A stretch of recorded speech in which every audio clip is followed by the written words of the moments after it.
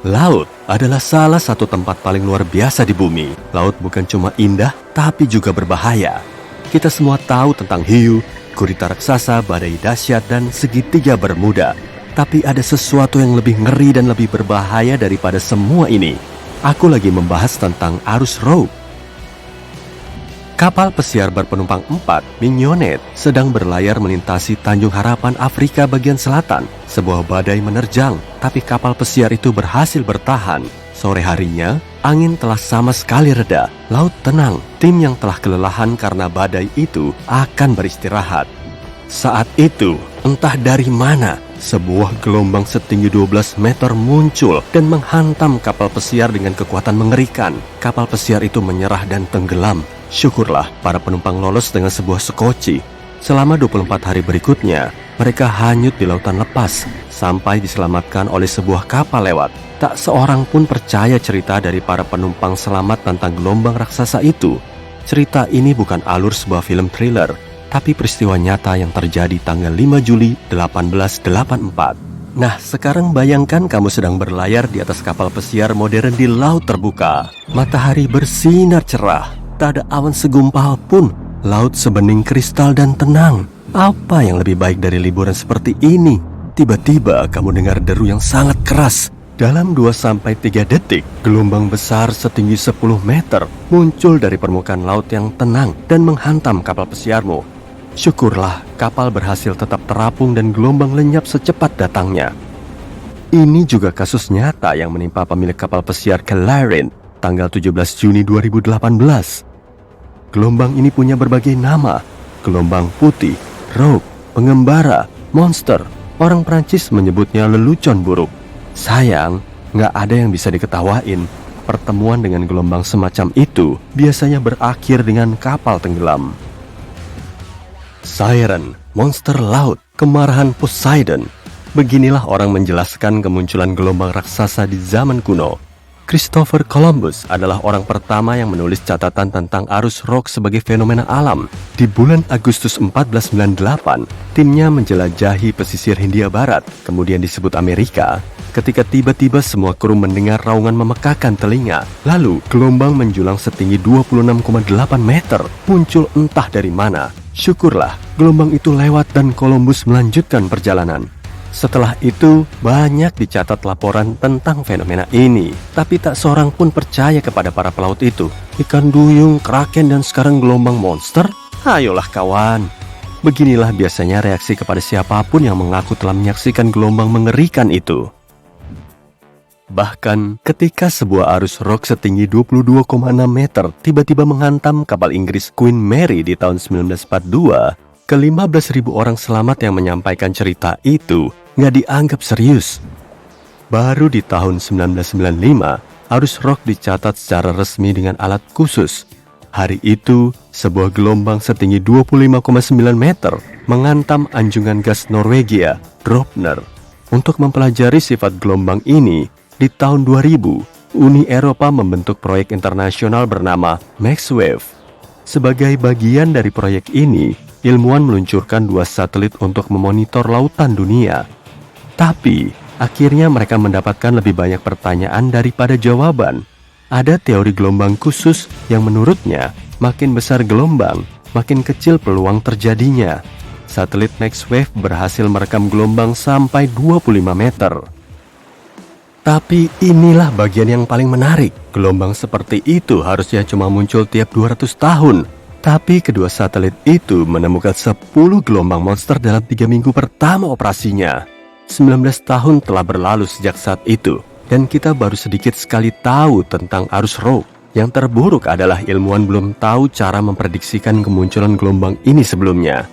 Radar dan sonar modern telah merekam ukuran gelombang ini. Tingginya mencapai 11,9 meter sampai 50 meter. Kecepatannya bisa mencapai 99,8 km per jam dan perkiraan berlangsungnya antara 20 detik sampai 2 menit. Meskipun informasi langka, ilmuwan telah berhasil membagi gelombang ini menjadi 3 jenis. Yang pertama adalah gelombang putih klasik. Ini bukan hanya muncul dalam badai, tapi juga di laut tenang. Setelah kemunculan yang tak terduga, gelombang akan segera larut tak berbekas ke dalam air. Jenis yang kedua adalah 3 bersaudari. Pas dugaanmu, ini adalah 3 gelombang berturut-turut yang salah satunya lebih besar dibanding yang lain. Super tanker besar sekalipun bisa pecah jika terjebak dalam gelombang seperti ini. Jenis ketiga adalah monster gelombang. Dari ketiga jenis ini, gelombang ini adalah yang paling berbahaya dan yang paling susah ditebak. Bayangkan bangunan berlantai 15. Pemandangannya tentu menakjubkan, tapi aku nggak mau melihatnya dalam dunia nyata. Tapi, kamu bisa nonton banyak video tentang arus rock di YouTube. Tapi setelah nonton video kami ya. Tapi, apa yang mendorong terbentuknya gelombang kesepian ini? Tidak ada yang tahu. Mungkin gelombang rock sama sifatnya dengan tsunami? Sama sekali enggak. Tsunami muncul karena gempa bumi bawah air dan membesar ketika mendekati pesisir. Sebagian orang percaya bahwa arus rock muncul ketika arus laut bertemu dengan angin haluan yang kuat. Yang lain yakin gelombang itu terbentuk dari tabrakan arus hangat dengan arus dingin. Tapi yang lain lagi yakin bahwa arus ini terjadi karena anomali gravitasi, ketika gravitasi turun atau naik tajam. Ada juga teori gangguan gelombang. Banyak gelombang kecil berpadu jadi satu gelombang besar, seperti bola salju. Tapi teori paling menarik adalah gelombang terbentuk karena vampirisme kinetik. Sisipkan lelucon Dracula di sini.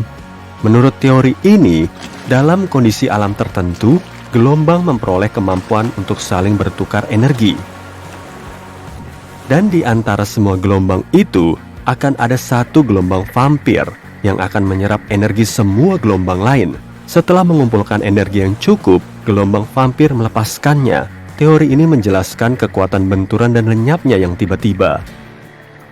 Sebagian ahli oceanografi percaya bahwa arus rocklah yang bersalah atas semua hilangnya kapal di tempat paling misterius di Samudra Atlantik, segitiga Bermuda. Dan meskipun ada kemungkinan arus rock muncul secara periodik di sana, mustahil menganggapnya sebagai pemecahan utama misteri segitiga itu. Di samping kapal, pesawat juga lenyap di sana, dan mustahil gelombang itu bisa mencapai pesawat. Yang makin menambah misteri kepada fenomena tersebut, gelombang ini bukan cuma muncul di laut, tapi juga di danau-danau. Arus ini tercatat berkali-kali di Great Lakes. Di Danau Superior, danau terbesar dari semua danau di Great Lakes, munculnya gelombang 3 bersaudari telah tercatat beberapa kali. Selain arus rock, pelaut telah bercerita tentang fenomena yang lebih mengerikan lagi, rongga laut. Bayangkan ini sebuah gelombang yang sangat besar, tapi kebalikannya terjadinya di bawah air, membentuk turunan yang luas di laut. Tapi nggak seperti gelombang, rongga semacam itu belum pernah dicatat. Arus rock bisa sama ganasnya dengan membentuk rongga laut dalam air. Ketika gelombang meninggi, seluruh air di sekitarnya tertarik. Jadi di dekat dasar gelombang, lubangnya bisa sangat dalam. Jika buritan atau haluan berakhir di sana, kapal bisa langsung tenggelam. Kurasa seharusnya film Jaws, Rahang, diganti dengan film baru, Waves, Gelombang. Peduli amat dengan ikan hiu sekarang, kalau gelombang seukuran pencakar langit bisa menerjang ke arahmu kapanpun. Hey, ada yang ingat film The Poseidon Adventure? Ceritanya tentang arus rock yang membalikkan kapal laut itu.